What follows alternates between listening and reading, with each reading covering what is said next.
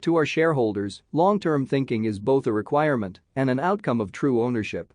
Owners are different from tenants. I know of a couple who rented out their house, and the family who moved in nailed their Christmas tree to the hardwood floors instead of using a tree stand.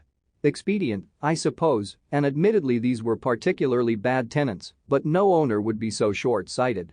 Similarly, many investors are effectively short-term tenants, turning their portfolios so quickly they are really just renting the stocks that they temporarily own. We emphasized our long-term views in our 1997 letter to shareholders, our first as a public company, because that approach really does drive making many concrete, non-abstract decisions.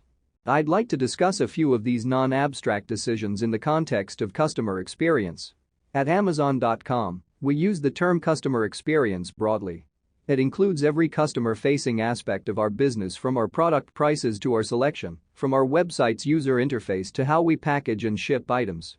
The customer experience we create is by far the most important driver of our business. As we design our customer experience, we do so with long-term owners in mind.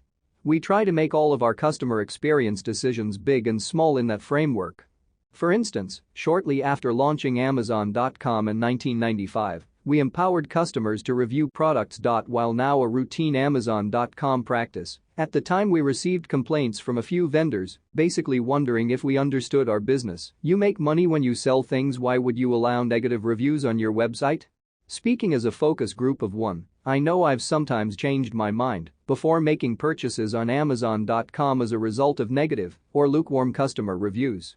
Though negative reviews cost us some sales in the short term, helping customers make better purchase decisions ultimately pays off for the company. Another example is our instant order update feature, which reminds you that you've already bought a particular item. Customers lead busy lives and cannot always remember if they've already purchased a particular item, say a DVD or CD they bought a year earlier. When we launched Instant Order Update, we were able to measure with statistical significance that the feature slightly reduced sales. Good for customers? Definitely. Good for share owners? Yes, in the long run. Among the most expensive customer experience improvements we're focused on are our everyday free shipping offers and our ongoing product price reductions. Eliminating defects, improving productivity, and passing the resulting cost savings back to customers in the form of lower prices is a long-term decision. Increased volumes take time to materialize, and price reductions almost always hurt current results.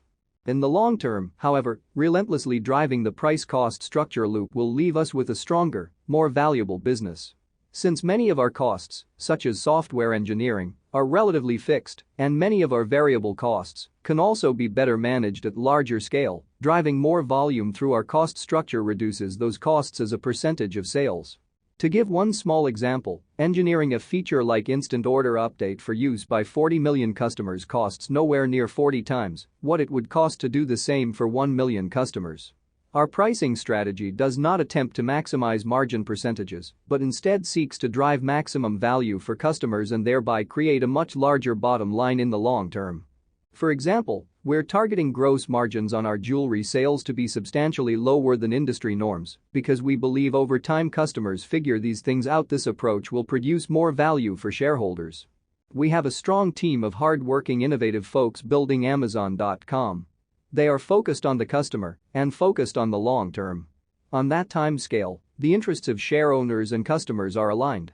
As always, I attach our 1997 letter and believe it is still worth a read. Here's to not being a tenant.